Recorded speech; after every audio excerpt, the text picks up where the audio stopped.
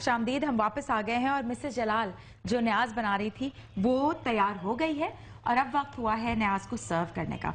और मिसेस जलाल ये जो खीर है ये मुझे बहुत ही मजे की लग रही है। चावल की खीर है ना? जी चावल की खीर है। पहले हमने इसमें दूध लिया, 2 लीटर दूध है इसमें, और थोड़े से जितना मतलब 1 लीटर दूध होता तो 1 मुट्ठी का हिसाब है इसमें। 1 मुट्ठी आपने चावल डाले तो 2 लीटर दूध है तो हमने 2 मुट्ठी चावल डाले इसमें, क्योंकि खीर को थोड़ा सा टाइम लगता है पकाने के लिए। तो उसको ज़रा बॉयल हुआ, फिर उसके बाद आप इसको काफ़ी इसको मैश करें, काफ़ी इसको घोटें।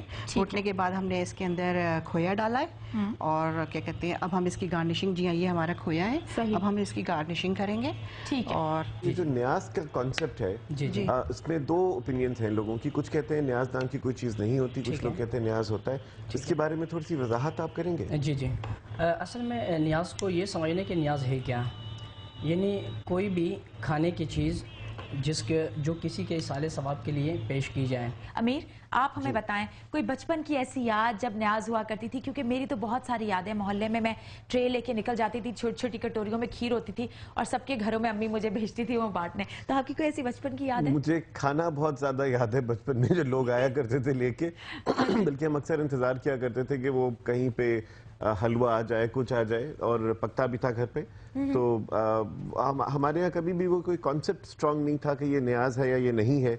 बस वो पका करती थी चीज़ें, हम बड़े खुशी से खाया करते थे, अल्लाह का शुक्र करते थे कि अल्लाह ने एक नेमत दे दी खाने के लिए। और मुझे तो अभी तक वो याद है कि जब वो जो चने का हलवा और सूजी का हलवा इस तरह की चीज़ें बनती थी। और इसके साथ साथ हमारी जो यहाँ की न्याज है वो जो है तैयार हो गई है। ये जो है यहाँ पे रख देते हैं हम। ये जो मज़ेदार खीर है ये तैयार है। मुट्ठी भर चावल और 2 किलो दूध से ये जो न्याज है, ये न्याज जो है ये बटेगी आज हमारे ऑफिस में। और हम इतना भी चख लें तो काफ़ी होता है। न्याज तो न्याज है और गेस्ट भी हमारे यहाँ पे हैं और न्याज जो है अब सर्व हो चुकी है। और मैं चाहूँगी कि आप लोग जो हैं वो थोड़ा थोड़ा इसको चखें। ये हाँ जी आप नहीं आप पहले प्लीज।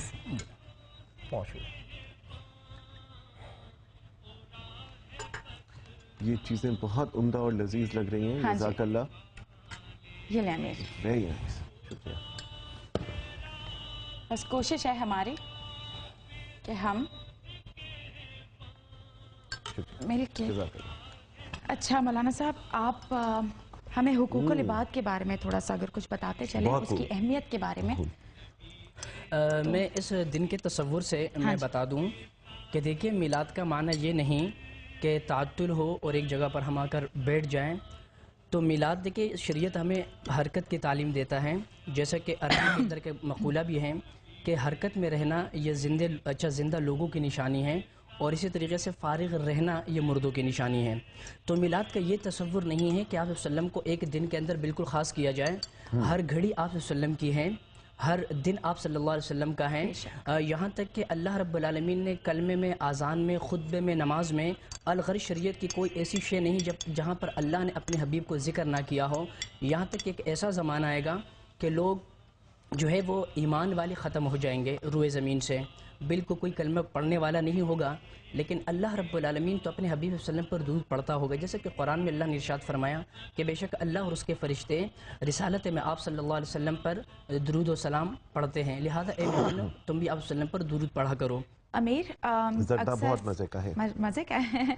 अच्छा मेरा आपसे सवाल था, एक डिस्कशन है कि अक्सर इंटरव्यूज़ होते हैं, सेलिब्रिटीज़ आते हैं, पूछा जाता है कि जी आपके रोल मॉडल क्या है। ये सेलिब्रिटीज़ को छोड़े, आम जब पूछा जाता है तो कहते हैं कि जी रोल मॉडल जी हमारा तो कोई नहीं, हम खुद में हुजूर पाक सल्लल्लाहु अलैहि वसल्लम की तालीमात, उनकी सीरत, बिल्कुल उनका तरीका ज़िंदगी, जो तौर तरीके हमारे थे, वो सबसे बड़े रोल मॉडल वो खुद हैं। उनसे बड़ा रोल मॉडल तो है ही नहीं।